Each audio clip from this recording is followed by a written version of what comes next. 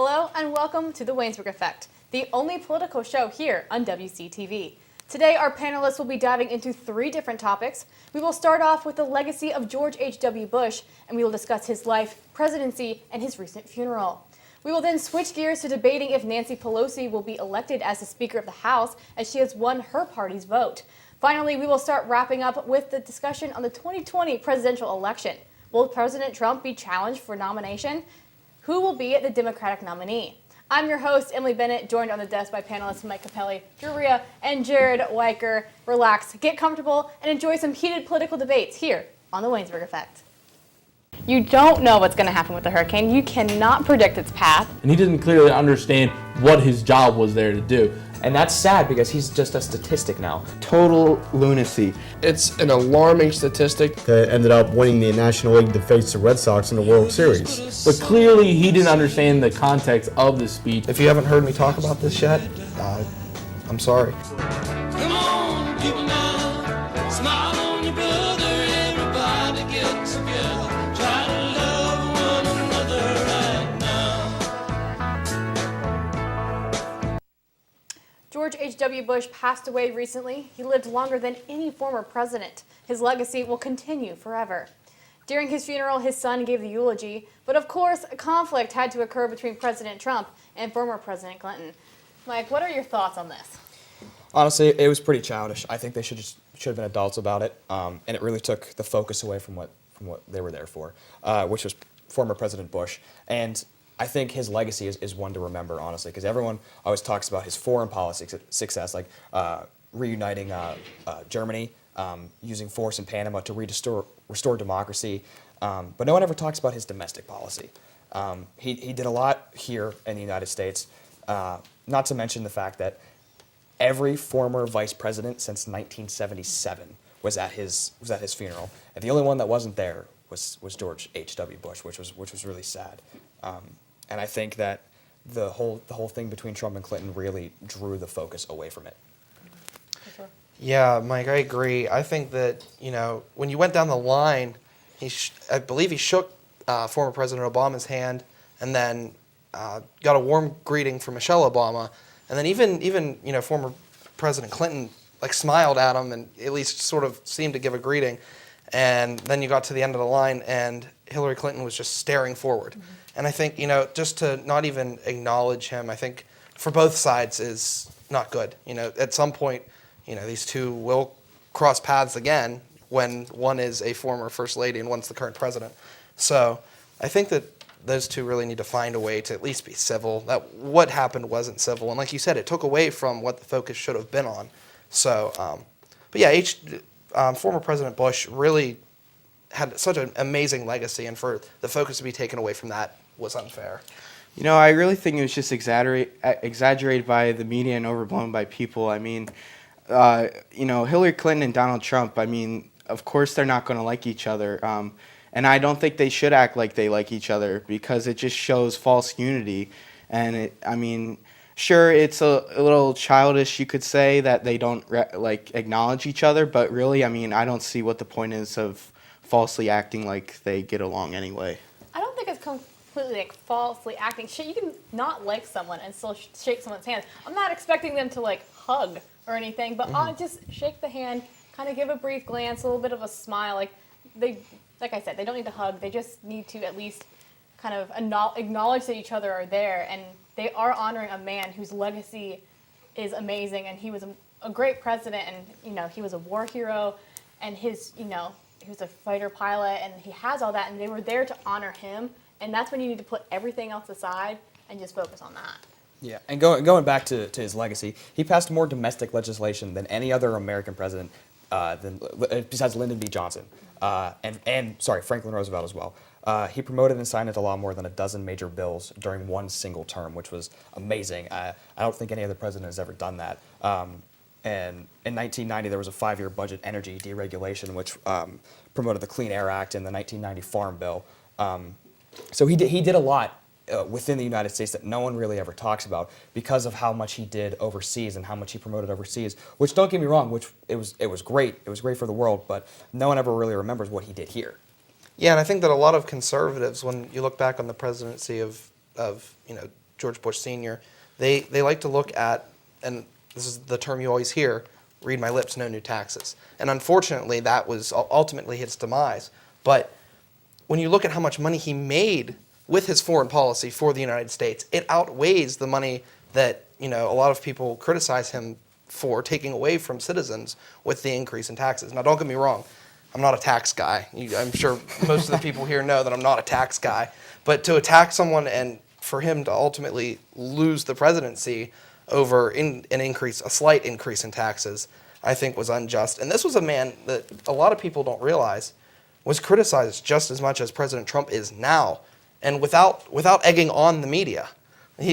President Trump, sometimes it is very unfair how the media treats him, but he also provokes a lot. President Bush never provoked. This was a guy that always did what he thought was right and was just very humble in doing it, and the media still poured it on him. So I think that, to me, is his biggest legacy, is doing what's right even when it's not popular. I think we're still seeing the ripple effects, too, from some of his budget cuts and surpluses and everything like that. The budget surpluses from the 1990s and the decade of economic prosperity started during his last year of presidency. We're starting to see that, or we're still seeing it nowadays, and I think that says a lot about who he was as a president. In this generation, we don't know as much about George H.W. Bush because obviously we weren't alive in his presidency and paying attention to politics at that time. But I loved George W. Bush's eulogy.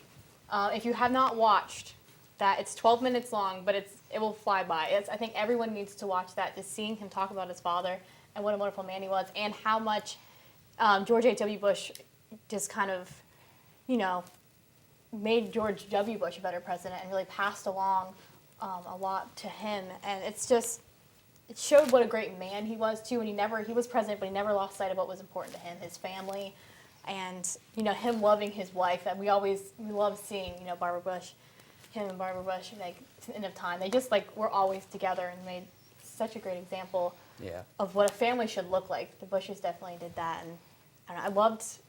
Sometimes people kind of criticize George W. Bush sometimes in his speeches and stuff like that, but his eulogy really paid tribute to his father, for sure. And that's the other thing about H.W. Bush, is that he wasn't a boastful guy. He never really walked around and kind of boasted about, how great his family is. He was a very, very humble guy, very humble with his family, his achievements, and everything he was doing. Because not a lot of people know that he was on the same baseball team as Vince Scully back at Yale, which was amazing. And because not really boasting about all that stuff.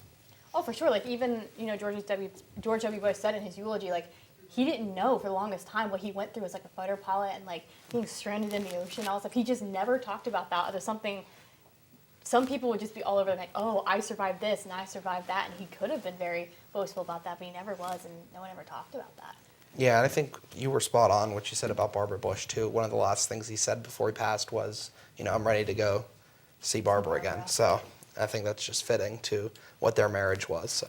For sure, I know he's up in heaven holding her hand again. That's what Absolutely. they want to be. Yeah. But when we come back, we're going to talk about, is Nancy Pelosi going to be elected as the House Speaker right here on WUEffect. Hello and welcome to The Journey, WCTV's only faith-based program. Over the course of this semester, we are going to walk with students through their daily lives and take a look at how faith impacts them.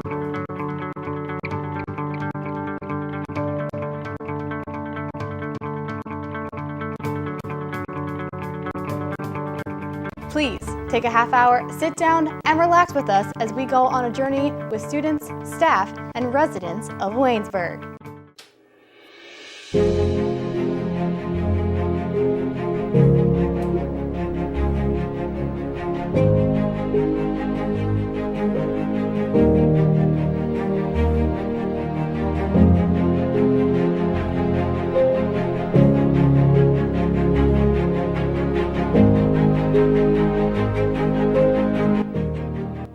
Welcome to Watch This. I'm Brennan Rossai. And I'm Chris Hulse. On this show, we look at all of the national movies and TV shows that are making shockwaves throughout the society. Join us as we review and preview Hollywood's best and worst. On Watch This.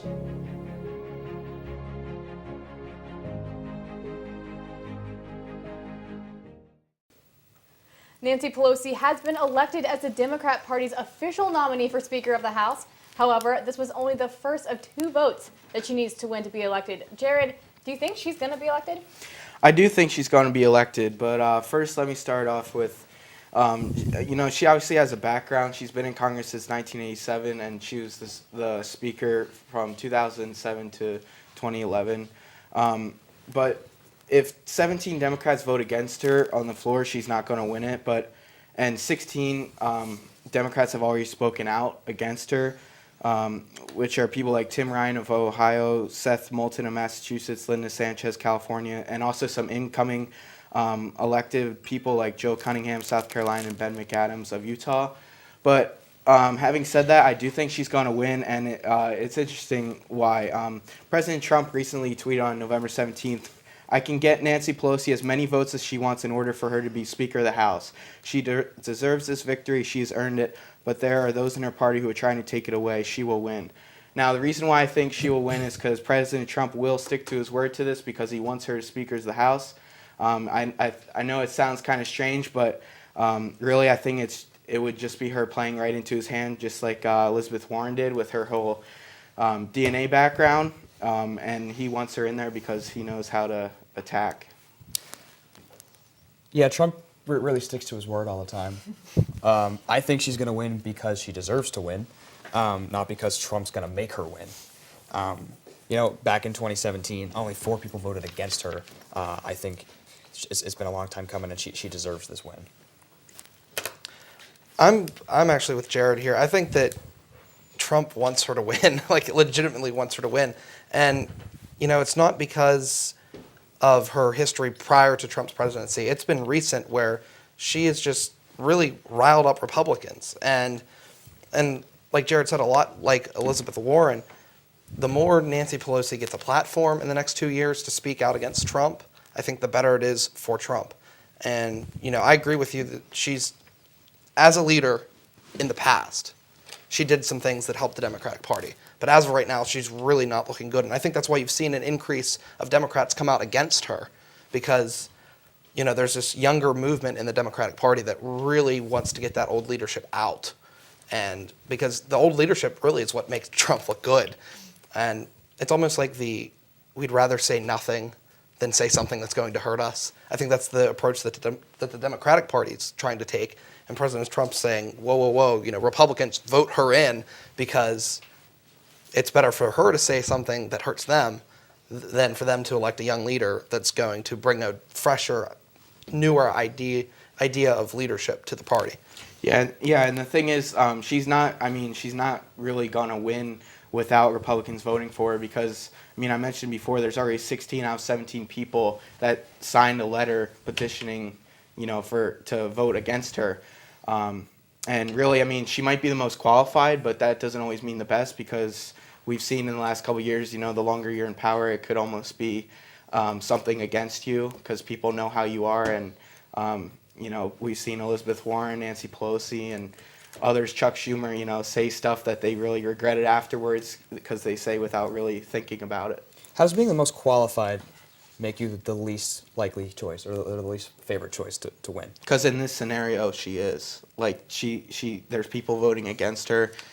Even though some people view her as the best She was choice. nominated as the House Speaker by House Democrats in a closed meeting by 203 to 32. I still think she has a lot of support, and I don't think that she's going to win just because Trump wants her to win.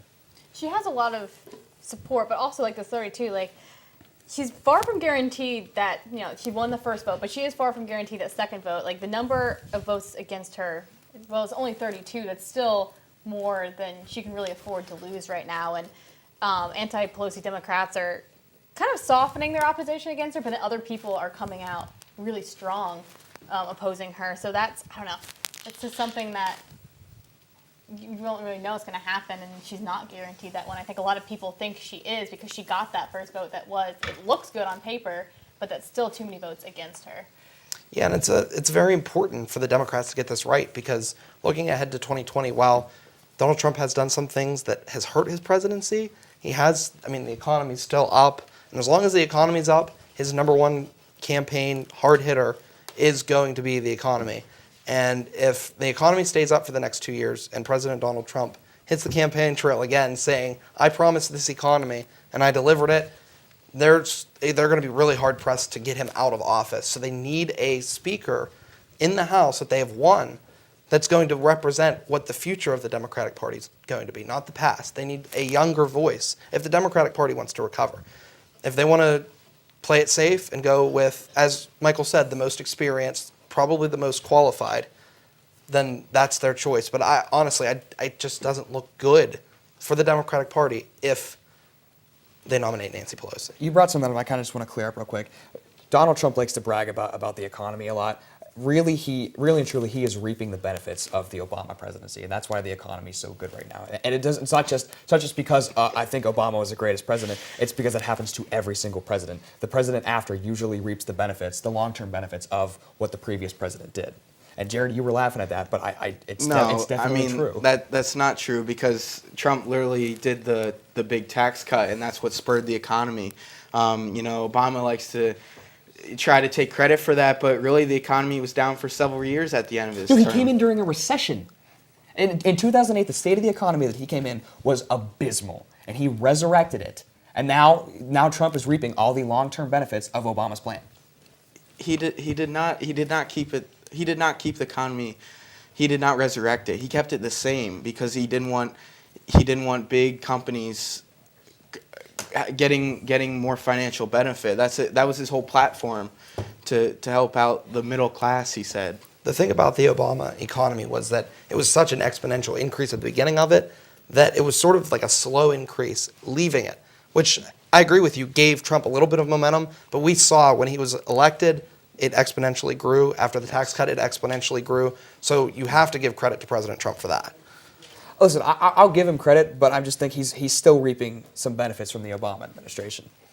Well, when we come back, we are going to continue our talk about President Obama when we dive into the 2020 election right here on the Waynesburg Effect. You're watching The Buzz, your place for all things Waynesburg. I'm Lindsay Stinger, your campus news host. My name is Brian Bauer. I'm Andrew Sloboda, your entertainment host. My name is Corey Tretinik, and I'm here with this week's entertainment news.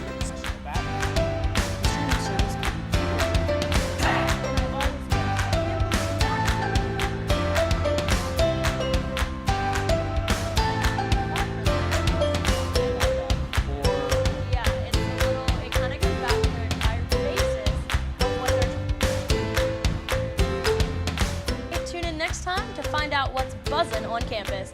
And remember, it's all of your beeswax. It's all of your beeswax. Remember, it's all of your beeswax.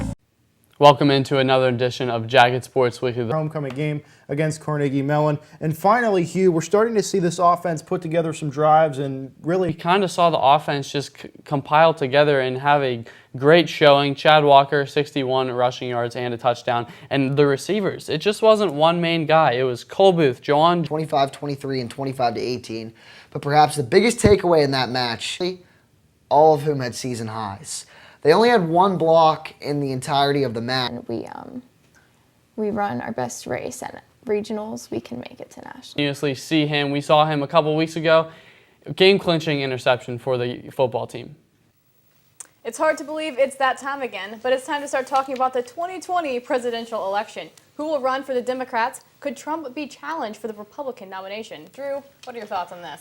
Well, when we look at 2020 on the Democratic side, you have named really recognizable names like Joe Biden, Bernie Sanders, Elizabeth Warren, even Hillary Clinton.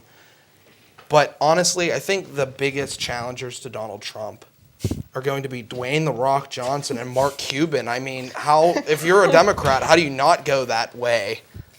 Michael. Listen, the presidential candidate race needs to stop being a circus act.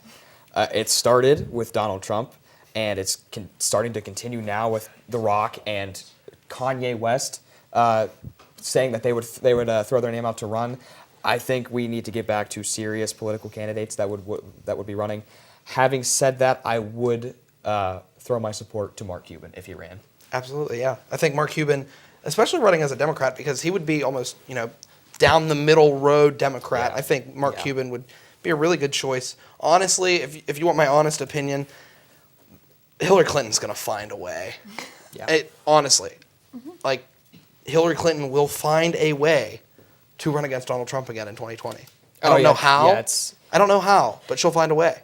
Yeah, it's within her to do that. It's something that very much so she could do, and she probably will do it, because she just has that air about her that like she's driven, she knows what she wants, and she's going to do anything she can to get it. And she's never come out against it. She was so quiet for so long. They said, "Are you going to run in 2020?" Nothing out of her camp. Then she said, "Well, I'm not against it." Yeah, there it is. Definitely going. There it is. Yeah. It's already. We're halfway through, and she has to be getting ready. Well, President Trump obviously is going to want it again. He already asked Mike Pence to be his running mate. He still remains about 90% approval among GOP members. So I think we are going to see him going again for Republicans. But then, we don't know what we're going to see. If I see, like, Dwayne "The Rock" Johnson or something like that, I'm done. Like, they're not politicians. They are movie stars. Do you expect them to run our country? Like, that terrifies me. And here's the thing about Kanye. He moved his date from 2020 to 2024 because, now he's a Trump supporter. So I guess he's going to run on the Republican ticket in 2024. I don't know. Which I don't think he would win. Honestly, I think There's he's no going to. way. I think he would start his own party. If you want me to be honest, like the Yeezy Party or something. I mean, if we're gonna get back to serious political people that should be running, I think on the Republican side, it's definitely John Kasich. I think he would definitely give President Trump a run for his money. He's the most willing to work with and all bipartisan issues. And honestly, I think he should have won the nomination in 2016. But I just hate how the presidential candidate race is shifting to a circus act, and it's not good for the country. And I think it's scary that we're moving in this direction, honestly. Oh, for sure. Going back to actual facts here. So historically, primary challengers to sitting presidents have zero chance of winning a party nomination. However, they do have an excellent chance of dooming their party's president.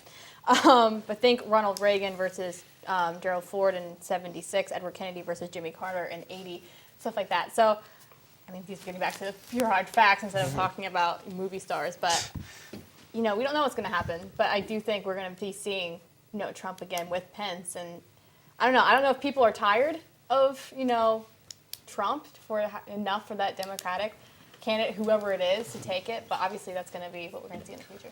Well, I think Trump's going to easily win the nomination for 2020 again. I mean, he's already been president, and he's done a lot of things already that the Republicans support, like you mentioned, 90% approval rate.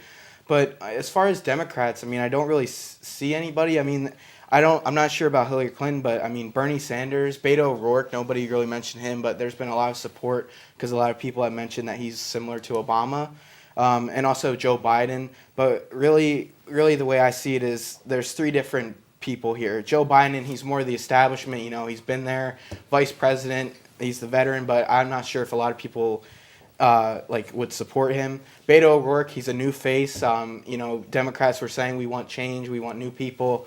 But I'm not sure how many people actually know what he's even stands for other than Texas. Bernie Sanders, I mean, he's an extremist like we saw. Like he didn't really have a chance against Hillary. So if she were to run again, he'd just lose to her again because, like I mentioned, I mean, he's a socialist. Like, you have to really be out in left field for that.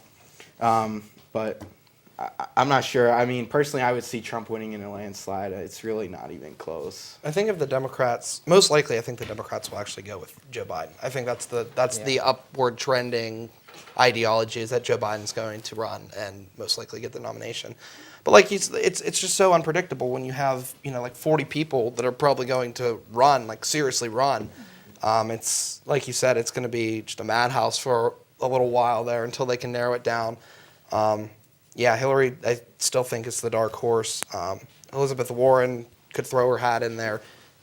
Like Jared said, Bernie Sanders is still kicking and still going for it. So the Democrats just really need to come up with someone that's very intelligent, just that really official president type, person. Because, everyone's kind of sick of Donald Trump right now. And I think if the Democrat Party can really find that, I think they have that very good chance of winning because people are just tired of Trump and his behavior.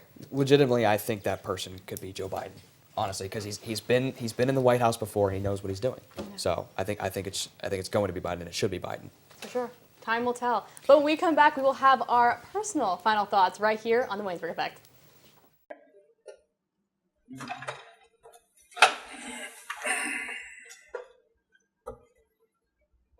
Can I help you? Oh, I'm depression. I've come for you. What? Depression. You know, the thing that makes people angry. I keep them up at night. Oh, I give them anxiety. You know, I get up on their heads. That's crazy. I know. The government likes to think that I'm a mental illness. Well, then shouldn't you be wearing a cape? Why? So people could see me coming? No, I've got 12.6% of American college students already. There's no one I can't get. For more information, visit www.acha.org. Welcome back to the Waynesburg Effect as we wrap up some of our own personal opinions on things. Jared, start us off. Well, the other day I was asked by my friend, what's your favorite Christmas song? And it was a simple answer, Last Christmas by Wham. Now, when I think of a classic, I mean, I think of something that's catchy, makes me want to move, and it's really easy lyrics to sing. And I mean, George Michael hit that song on the nose. I mean, it's really fun, and it's a great song. A lot of other people, you know, they either love it or hate it, but I mean, to me, it's a simple answer. Last Christmas, greatest Christmas song ever. Wham. Okay, good. So I'm going to take my commentary section to speak about something that's pretty important to me. We're coming up on the 2nd anniversary of the Croc Party. For those of you that don't know, it's the Constitutional Republic of Civil Liberties Party, started by myself and a couple friends back home. We've grown to over 75 members with the main goal of educating high school and college students on political issues and, you know, supporting campaigns that we believe will advance the youth being participants in politics. And now we're taking another step forward. By the end of December, we'll be opening Agora. It's a political marketplace. So a lot like you see on Facebook instead of all the fighting. So you can sign up and you can build a followership of readers. So you post like editorials, just your thoughts on political issues.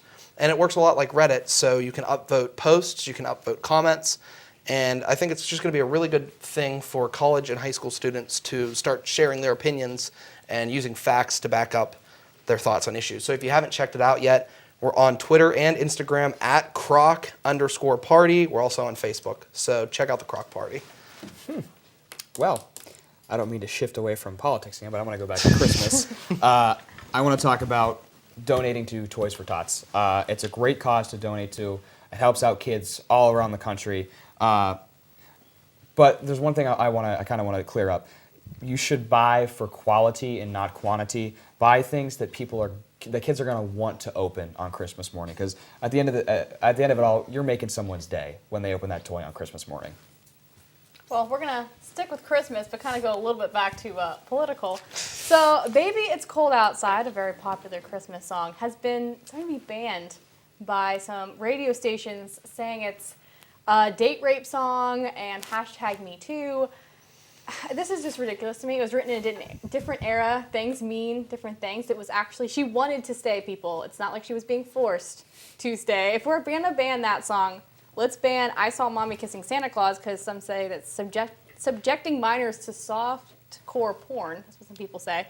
Holly Jolly Christmas, some unwanted advantages, you know, kissing people under a tree, they maybe not want it or anything. Rudolph the Red-Nosed Reindeer, bullying? I mean, you never know. Santa Baby, that's just wrong on so many levels. But just enjoy the song. Don't read so much into it. Actually, if you really want to, if you're really offended by the song, start researching what that song was about. But before I go on a rant for this forever, thanks for joining us on the Waynesburg Effect this semester. Make sure you tune in next semester for more political debates.